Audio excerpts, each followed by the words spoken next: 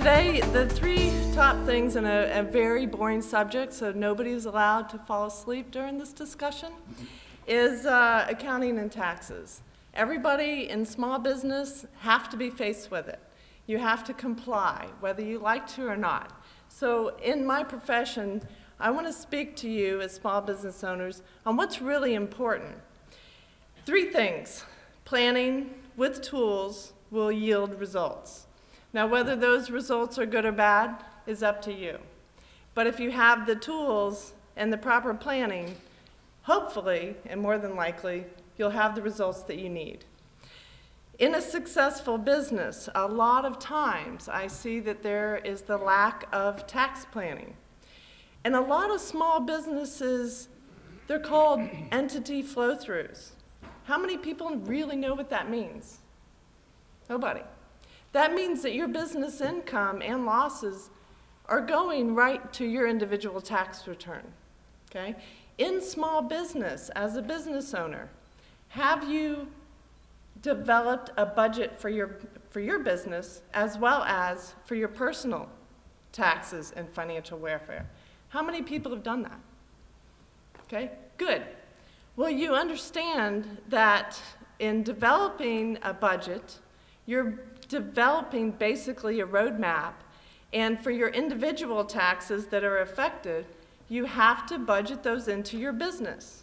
A lot of people, when they either start business or they go into second stages where they're more profitable, they forget about that. I highly recommend, one, you utilize the tools. They're called financial tools. How many people know what a balance sheet is? Okay. How many people use the balance sheet as a flash report? Okay. Very important. As your company grows, those are the tools that you need to understand. Because as a business tool, that will help guide you even in your individual budget. How much money, basically, is the company generating in cash and revenue? Now, everybody in a small business that starts, they think, well, my personal bank account isn't growing. I must not be making any money. But however, in a small business, you may be generating revenue, but your cash is doing what? It's growing your business. It's part of your plan.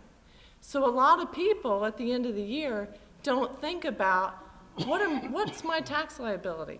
Do I have enough cash come the end of the year to sustain my liability? Or do I have to go to accessing capital, working capital from the business, or get a loan to offset that liability because you didn't plan?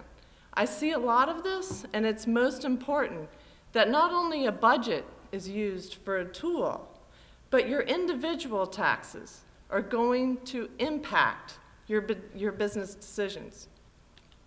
I can tell you that many loan officers with banks here, come April, and a lot of times April 1st, when they are first hit with the news because they didn't do planning, oh my gosh, I need a loan, I need to pay my taxes. How many people know of somebody that has done that? Okay? How many bankers out there are faced with this almost every year from small business? It's very common. I hate giving the news to anybody that now they have to come up with additional money to be personally responsible. So when you're planning for your working capital, make sure that you build into that what your personal tax liability is generating from your small business. Just because your revenues are growing and you're not getting cash into your personal checking account doesn't mean that you have a zero tax liability. Utilize the tools of your business. Make sure you have a personal budget because your business in an entity flow-through could impact you personally, okay? I hope everybody here walks away with all the resources. I can't tell you how thankful I am to be a part of this group. And good luck to everybody, and use the consultants in your business. They will drive you to where you need to go. Thank you.